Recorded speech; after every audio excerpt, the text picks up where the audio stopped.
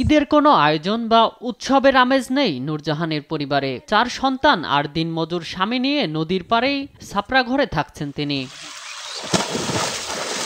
বকশীগঞ্জ উপজেলার সাধুরপাড়া ইউনিয়নের মদনীরচর গ্রামে ব্রহ্মপুত্র নদের ভাঙনে 2বার বাড়ি সরাতে হয়েছে তাদের। দিনরাত কাটছে নদী ভাঙনের ঝুঁকি নিয়ে। ভিটেমাটি যা ছিল চলে গেছে নদীগর্ভে। বন্যায় তলিয়ে গেছে ফসলি জমি। কোরবানি তো দূরের কথা, ভালো খাবারও জোগাড় হয়নি পরিবারটির।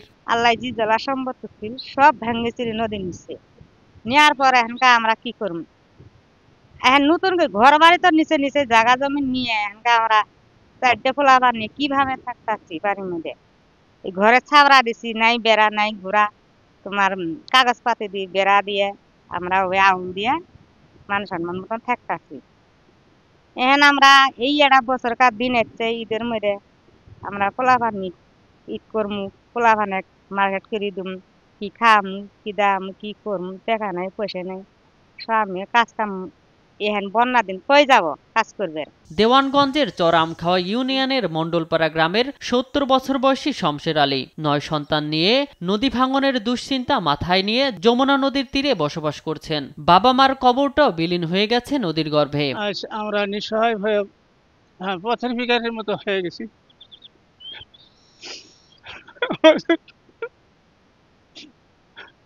চলার মতো কোনো গতি নাই।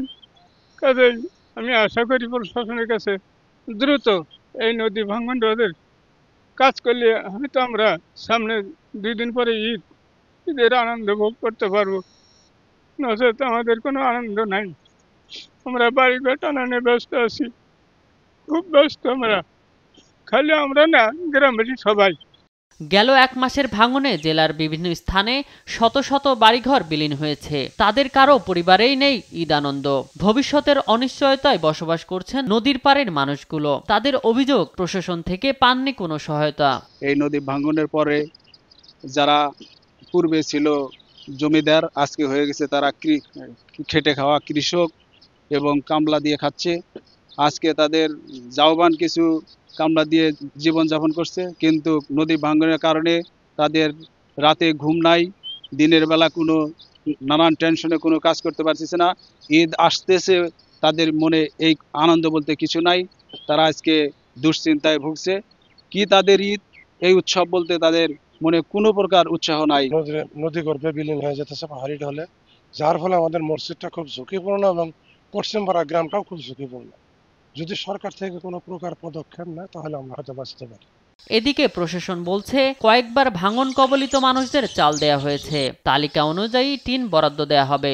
বকশীগঞ্জ উপজেলার ফ্ল্যাশ ফ্লাডে ক্ষতিগ্রস্ত যে সকল পরিবার আছে সে সকল পরিবারের মাঝে আমরা ইতিমধ্যে প্রথমবারে দিয়েছি 150 কেজি করে চাল প্রতি পরিবারকে, পরবর্তীতে আরও 10 কেজি করে চাল প্রতি পরিবারকে, এবং পরবর্তীতে আরও 30 কেজি করে চাল দিয়েছি আমরা প্রতিটা পরিবারকে। তো আশা করি তারা এই সহায়তার মাধ্যমে ঈদটা তারা খুব চমৎকারভাবে কাটাতে পারবে, এবং তাদেরকে আমরা বিনামূল্যে টিন বিতরণ করব যারা ফ্ল্যাশ ফ্লাডের কারণে ঘর ক্ষতিগ্রস্ত হয়েছে। পাশাপাশি আমরা যাচাই বাছাই করে যারা অধিক পরিমাণে ক্ষতিগ্রস্ত হয়েছে তাদেরকে আমরা পুনর্বাসনের চেষ্টা করব। নদী ভাঙন রোধে কার্যকর ব্যবস্থার মাধ্যমে দুর্ভোগের স্থায়ী সমাধানের দাবি নদীপাড়ের মানুষদের। নিউজ ডেস্ক, দেশ টিভি।